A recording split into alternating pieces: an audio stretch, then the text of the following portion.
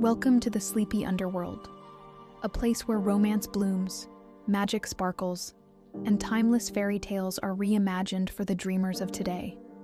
From heart-stirring romances to spellbinding adventures, every story is a soothing escape into a realm of love, wonder, and charm.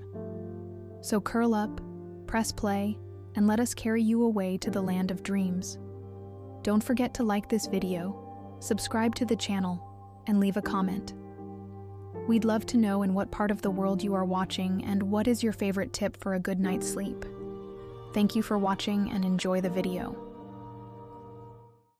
The Magnolia's Gift. The scent of gardenias and rain-soaked earth fills my lungs as I step into my backyard, drawn to Mama's ancient magnolia tree. Its leaves rustle like whispered secrets in the twilight breeze, dark branches stretching toward a pearl-white moon. My work boots sink slightly into the damp grass, still soft from the afternoon shower that left everything gleaming and fresh. My fingers tremble as I touch the letter in my apron pocket, Micah's acceptance to Vanderbilt University. The heavy cream paper feels like it weighs 1,000 pounds, though it's barely heavier than the mourning dove feather I found this morning while sweeping the shop. Pride and fear wage war in my chest. Pride for my brilliant boy who's worked so hard. Fear because the numbers in my ledger keep bleeding red. The evening air carries the sweet perfume of the roses I'd arranged earlier at Richardson's Flowers and Gifts, my little shop on Main Street. Today I'd created 3 wedding bouquets, each petal placed with precision, while my mind wandered to the stack of unpaid bills waiting at home. The final notice from the electric company glares at me in particularly angry red letters. $487.32 past due. Micah's voice drifts through his open bedroom window, his warm tenor mixing with the chirp of crickets as he practices his violin. The same instrument his grandmother left him, the one he's played every evening since he was 7. Now, at 18, he creates music that makes even the mockingbirds pause to listen. A cool breeze stirs my hair, carrying an impossibly familiar scent. Honey and jasmine, Mama's signature perfume. My heart skips a beat. I haven't smelled that particular combination since she passed 5 years ago. But it wraps around me now like one of her Sunday morning hugs, warm and real enough to bring tears to my eyes. That's when I see it. A single magnolia blossom high in the branches, glowing with a soft golden light that pulses like a gentle heartbeat. It shouldn't be possible. Magnolias don't bloom in autumn, and they certainly don't glow like captured starlight. Yet there it is, beckoning to me with an otherworldly radiance. My hands move of their own accord, reaching upward. The rough bark of the tree scrapes against my palms as I stretch toward the blossom. As my fingers brush its velvet soft petals, warmth surges through me like summer sunshine. And Mama's voice echoes in my memory. Love grows in its own time, sweet girl. Trust in the magic that runs in our blood. The blossom comes away easily, its petals impossibly warm and alive in my palm. Golden light spills between my fingers like honey, and the air fills with the scent of summer mornings and childhood memories. I remember Mama telling stories about our family's magnolia tree, how it had been planted by my great-great-grandmother, how it bloomed with magic for those who needed it most, but only if their hearts remained open to love's possibilities. Morning arrives with the taste of possibility in the air. Sunlight streams through the shop windows, catching dust motes that dance like tiny stars as I position the mysterious magnolia blossom in my grandmother's crystal vase. Its glow has faded, but the petals retain an unusual iridescence, like mother of pearl in certain lights. The bell above the door chimes, and I look up to find a stranger studying my latest window display. He's tall, with silver threading his dark hair and laugh lines etched around kind eyes. His charcoal suit speaks of city sophistication, but his rolled-up sleeves and loosened tie suggest comfort with getting his hands dirty. "I'm James Sullivan," he introduces himself, his voice warm like aged bourbon. "I'm a wedding planner from Nashville, and I couldn't help but notice your work. There's something extraordinary about your arrangements." His eyes linger on a cascade of wildflowers I'd finished that morning. Queen Anne's lace dancing with purple coneflowers and black-eyed Susans, all tied together with sprigs of wild mint that fill the air with their clean, sharp scent. "I have a client in Memphis," he continues. "Old money, very particular. They want something unique for their daughter's wedding, something that tells a story. Would you be interested in creating their arrangements?"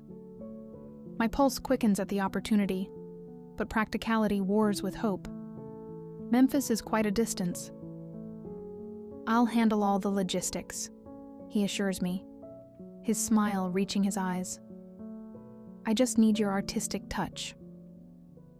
That evening, as I tell Micah about the opportunity over his favorite meal of chicken and dumplings, my grandmother's recipe, he reaches into his worn backpack for a notebook and pulls out a forgotten scholarship application instead.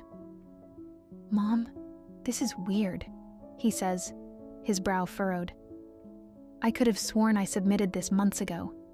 It's for the Wilson Foundation grant. The deadline is tomorrow." The coincidence sends a shiver down my spine, and I think of the glowing magnolia blossom. The following weeks unfold like a time lapse of a garden blooming. The Memphis wedding becomes a showcase for my work, leading to 3 more high-profile events. My phone rings with inquiries from Nashville socialites and Memphis aristocrats. Each arrangement I create seems to carry a hint of magic. Flowers staying fresh longer than they should, colors appearing more vibrant than nature typically allows. James visits regularly, ostensibly to discuss business. But our conversations meander like garden paths, touching on personal grounds. He tells me about losing his wife Rebecca to cancer 5 years ago, and about raising their daughter Emma alone. I share stories about Micah, about Mama, about my dreams of expanding the shop. One evening, as golden hour paints the shop in honey-colored light, we reach for the same spool of copper ribbon. Our fingers touch, and that same warm current I felt from the magnolia blossom courses through me like summer lightning. Neither of us pulls away. "Ava," he says softly, his voice barely louder than the humming of the ceiling fan. "I haven't felt this way since Rebecca. I know it might be too soon, but there's something here that feels like coming home." "It's not too soon," I whisper, the truth of it settling in my bones like the first warm day of spring. That night, the magnolia tree blooms again, a single perfect flower glowing like captured moonlight. As I reach for it, an envelope flutters down from the branches like a fallen leaf. Inside is a letter from Vanderbilt University, announcing an anonymous donation, a full scholarship in Micah's name. The paper trembles in my hands as tears blur my vision.